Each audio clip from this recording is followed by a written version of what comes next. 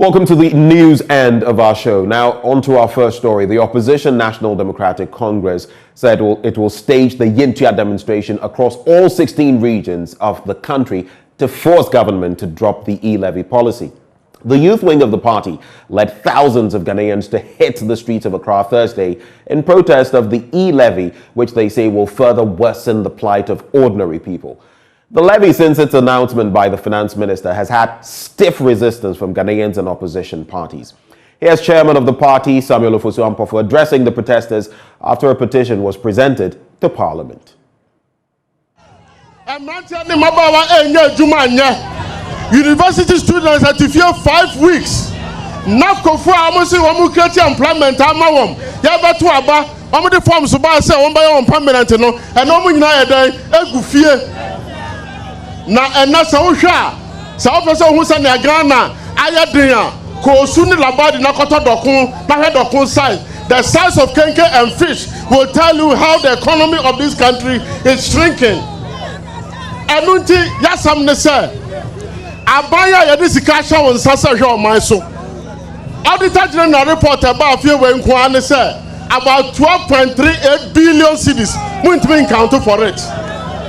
Na emwa ekwa didie no mma ya yesaja abigu mu ana anu tie gina ha ebo emabu ni nyina abaso na ya ka kire aban ni say this is just the beginning of series of protests that will take place across the length and breadth of this country. We are going to engage every Tom, Dick and Harry. Nyasa Nana Akufo-Addo 1995 Nana Akufo-Addo sorry say on person VAT or the baba no on manipa wu on kan ha. A very peaceful demonstration to show that we are very civil and we are very disciplined. Clap for yourself because you have done very well. Media mijina ha. Na me pesa me catch Ghana for say yande yani 137 gallant MPs now our parliament no. We said no to e-levy. Well, in our second story, government is set to deploy 13,000 tablets to the Ghana Health Service to monitor the progress of expectant mothers and their unborn children every step of the way up until the point their babies are born. The move, which will have the Ghana Police Service, the Ghana Health Service, the Ghana Statistical Service, and the NIA on a common platform, will provide government with up-to-the-minute size of the country's population and real-time data on the birth and death statistics of the country. Vice President Dr. Mahamudu Bawumia says Ghana is following the example of developed countries like the United States of America, where social security numbers are issued to babies on their day of birth. Dr. Bawumia has been speaking at the launch of the 50-year anniversary of the Regional Institute for Population Studies, RIPS, at the University of Ghana. Without timely and reliable data on population, planning will be impossible. For Ghana, such data has informed government-specific policy directions and strategies, such as planting for food and jobs, implementation of the One Village, One Dam to ensure all year-round farming, and especially in northern Ghana. Talking about data, we've just had the first digital population census, as the UMPA, FPA country director and our chairperson mentioned. The 2020 census in that regard was a departure from how we have done it in the past. Going forward, we are trying to put in place systems that will give us more timely estimates and records of population in Ghana. Going forward, we are linking the National Identification Authority database, the Ghana card. We are linking it with the Ghana Health Service, the Births and Deaths Registry, the Ghana Statistical Service, and the Ghana Police Service. And this is very important because all of these different institutions are very critical in data provision. And this is why the Ghana Statistical Service has agreed to release 13,000 tablets to the Ghana Health Service. And these tablets will track pregnant mothers from antenatal clinics until birth. So we will have data on pregnant mothers from antenatal clinics until birth. But what is important for what we are trying to do is that immediately the child is born, it will not take long. Of course, the data will be transmitted to the births and deaths registry, so they will record it. To the NIA, they will record it, and the NIA will immediately issue a national identification number for the child. So we will have the NIA number. And this is what happens in all advanced economies. When you are born, they will issue your whether it's a social security number or a national insurance number, the equivalent. So we are now moving into Ghana, starting this year. I think Dr. Abuaji is here from Ghana Health Service. They are part of the team putting all of this together. So starting sometime this year, I think we are quite advanced, but they will announce the exact start date. But so we will have that linkage between the NIA, the Ghana Health Service, the Statistical Service, because that data is also needed by the Ghana Statistical Service, who has died, who has been born. Well, to our next story now, and the 65th Independence Celebration has been launched in Cape Coast. The city would be the host of the two-week event that would see many visitors and tourists contributing to the local economy of the people. Launching the event and its logo on behalf of the President, Central Regional Minister Justina Marigold Assan indicated how proud the people of the Central Region were in hosting this year's national event. Richard Kweku has more in the following report. What is the meaning of it? It is Bwame, Namim Wow, Bwame, Namim Wow, which literally means that help me and let me help you. Why? Because we find ourselves in a very difficult situation as a world. It is about time that we as citizens support our country so that in turn, when our country gets good standing, our country can also support us. Deputy Director of Communications at the Presidency, Jefferson Saki, spelling out the details of the constituents of the logo and the program of activities to mark this year's National Independence Parade. So, ladies and gentlemen, here we are. This is Cape Coast 2022. The two-week activities will start from the 21st of February with a cleanup exercise to open up the ancient capital for more visitors and tourists. Central Regional Minister Justina Marigold Assan indicated how the economy of the people of the region would be boosted with the 65th Independence celebration being done in Cape Coast. She officially launched the celebration that will take place at the Cape Coast Sports Stadium. The benefits of this celebration being here in Cape Coast are just enormous. We are contributing to the local economy. It has been boosted so well. Even 2-3 weeks to the main event, all hotels in the region are fully booked.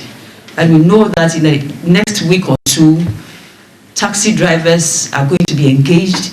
Food vendors are going to prepare sumptuous meals for people to enjoy, and other sectors of the economy are going to also be engaged. On behalf of His Excellency, the President of the Republic of Ghana, Nana Addo Dankwa Akufo-Addo, we officially launch this year's 65th Independence Day celebration, Cape Coast 2022. Thank you so much. Director of Operations at the Presidency, Lord Comey, detailed the dignitaries that will be present at the celebration in Cape Coast. The special guests for this year's celebrations would be the Prime Minister of Barbados, Prime Minister Mia Motley. Like you know, every year there is a president that is invited from another country to be the special guest for the occasions of our national days. And this time, the Prime Minister, the woman, a very solid, Barbados has just been made a republic, and she is our special guest for this occasion. This would be the third time the celebration of the Independence Day parade being done outside the nation's capital, Accra, after Tamale and Kumasi. Reporting for Joy News, Richard Kweku, Cape Coast. Let's talk health matters now. And a clinical epidemiologist at the University of Health and Allied Sciences, Professor Margaret Kweku, has advised that the only way to fight off cancer is through periodic screening. She says early detection of the disease will result in a high possibility of survival. She was speaking to Joy News during a cancer screening exercise for police officers stationed at the Volta Regional Police Command. An estimate of over 3,000 women are diagnosed with cervical cancer, with over 2,000 dying of the disease annually in Ghana. The cause of death, according to experts, is reported for treatment at the last stages of the disease. Due to this, a preventive healthcare approach has been adopted to ensure early detection and treatment to reduce the mortality rate of cancer.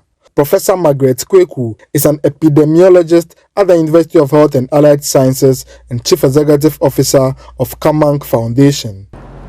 We've been talking about breast cancer for ages, but we've been silent about cervical cancer. Now cervical cancer is trying to compete with breast cancer. So the women have double agony. If you don't have breast cancer, then it's cervical cancer. They should screen. And when they screen, when we detect the precancer lesions, that one is treatable. We can treat and cure them. But when they wait and develop the cancer, cervical cancer, we can't cure it. We can manage it. And the management is also very expensive. It's not every woman who can afford. Even if you can afford, the pain involved, you can't pay for it. So I am advocating that women should make use of this opportunity to come out and screen for cervical cancer. In view of this, the Volta Regional Police Command has partnered with Kamank Foundation to conduct periodic cancer screening for officers stationed at the headquarters. The officers were educated on the cancer disease and offered cancer and hepatitis B screening at a fee. And we deem it fit and we thought it appropriate to actually partner with them, because as law enforcement agencies in the discharge of our duties, we hardly get the opportunity to go through some of these exercises. And so if it has come to our doorstep, why not? We embraced it, made sure that we are prepared for it, and it's overwhelming the number of statistics that we have been exposed to. So we are enlightened better. I've been hearing of cervical cancer, but I couldn't get the opportunity to screen myself. But today, I'm very happy and grateful to the team that come around to screen us. Long-lasting infection with certain types of human papilloma virus, a common virus that is passed from one person to another during sex, is the major cause of cervical cancer. However, the use of second-hand underwear has also been identified as a mode of transmitting the virus. Somebody who has human papilloma virus, infected with human papilloma virus, is using a pant, and if the pant is infected and a person hands over that pant to another person, even if the person is not sexually active, can also get infected.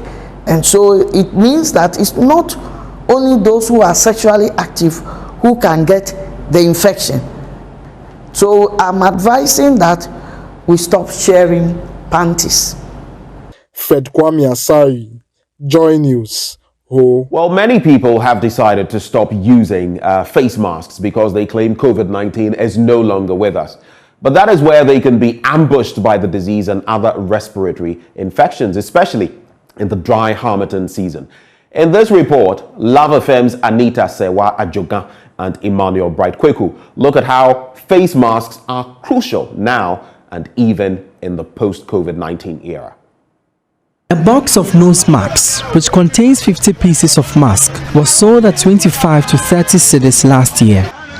Today, a box goes for 7 cedis. One nose mask was sold at 1 cedi, but traders now sell 3 to 4 pieces at 1 cedi. Veronica, a nose mask vendor, says patronage has been really slow. According to her, many have stopped buying the mask because of the vaccination. They said the nose mask in the they said almost a year and she said the and what could be so more wapani and Tomu wapani and Yadomisa using nose mask. Flus are highly contagious respiratory diseases caused by viruses infecting the nose, throat, and lungs, resulting in coughs, sneezes, and fever. This often occurs during Harmattan, where dry and dusty wind blows in late December till February. Dusty winds pollute the air with particles during Harmattan that can hinder breathing, and this is a perfect sidekick to COVID-19. Compared to rainy, cooler, and drier seasons, the Harmattan preserves COVID-19 for longer in the air and on surfaces. Harmattan dust intensifies bronchitis, a pre-existing breathing condition that intensifies COVID-19. One of the ways to protect the respiratory system against acute respiratory tract infections during Harmattan is the use of a nose or face mask. Unfortunately, people have stopped using the protective mask. Yeah, I'm still 2 years, 3 years, money, okay, fine. In Titama, I'm from Mukoni Bemo.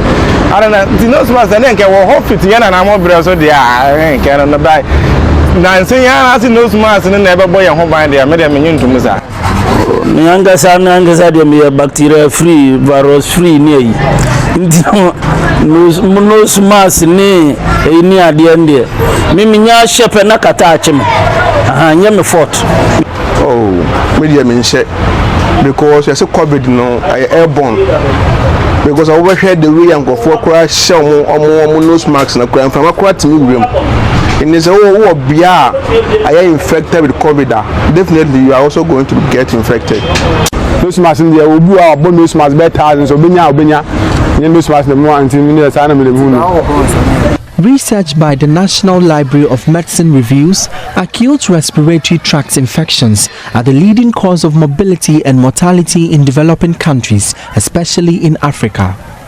Out of 1,213 recruited, 12.4% were positive for one or more of the human coronaviruses. Single virus detections occurred in 12% and multiple detections occurred in 0.3% of the population. It was also revealed that human coronaviruses were found to be seasonally dependent, with significant detection in Harmattan season and wet season.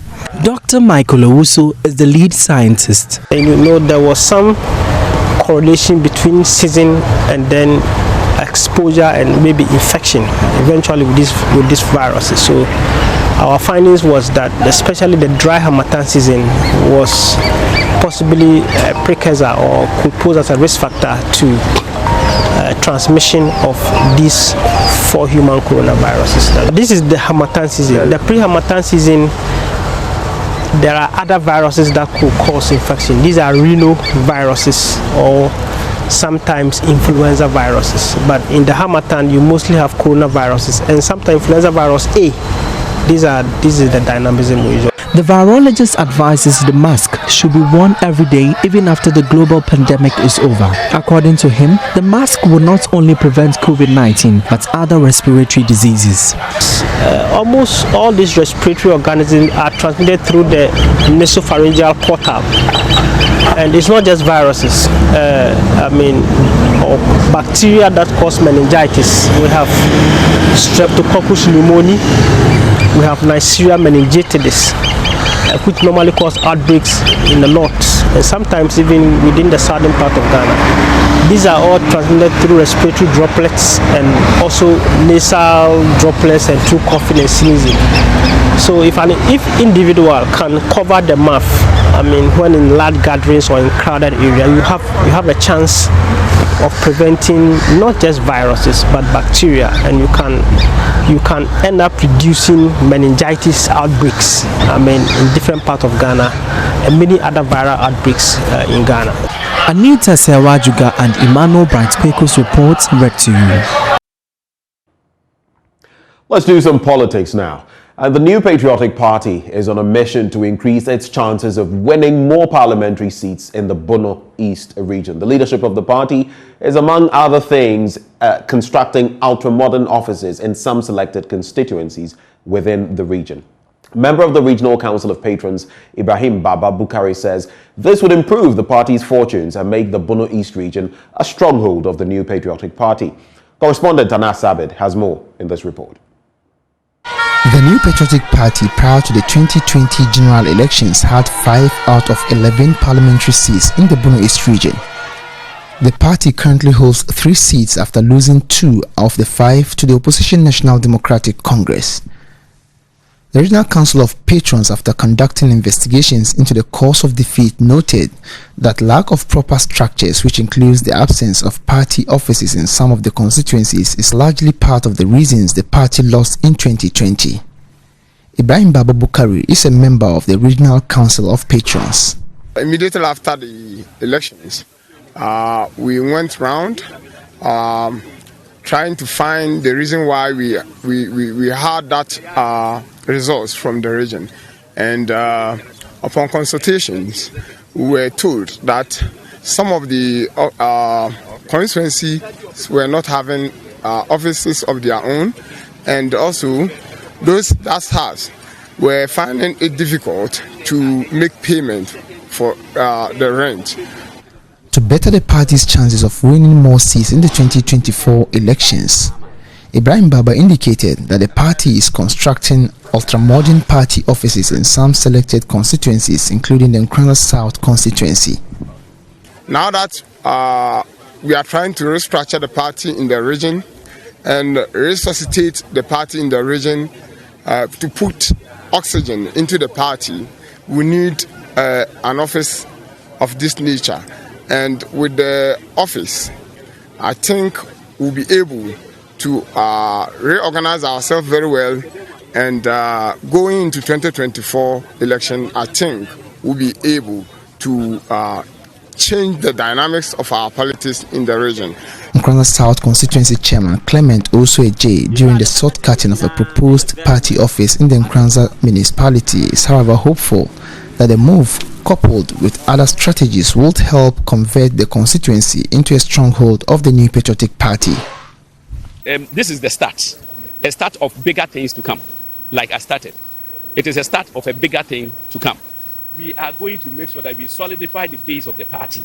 In solidifying the base of the party, and with the vision of the NPP, with the numerous interventional programs that we have, we are going to make sure Nkranza South becomes a permanent seat for the NPP. And this party office is among the starting edge for us to be able to move on into that. Ibrahim Baba Bukari, who is also aspiring to be the regional chairman of the New Patriotic Party, however, charged members of the party to engage in politics of issues devoid of attacks as the party prepares to hold its internal elections this year. You know, we didn't lose most of our seats because we didn't have the numbers, but we were going to the election. We went into 2020 election with a divided front, and that is why I have taken it for myself to put up these offices for the constituencies, and I will urge each and every executive from the polling station to constituency and region to national that we should do politics of issue-based politics, devoid of insult, personal attacks and vilifications, so that immediately after the internal election we will be able to reconcile and go into 2024 election with one voice. Reporting for Joy News, Anas Sabit, Nkranza. Well, the AM News is done and dusted, but we have a lot more coming your way. Topical matters as we dig into the news review. Stay with us. We'll be back shortly.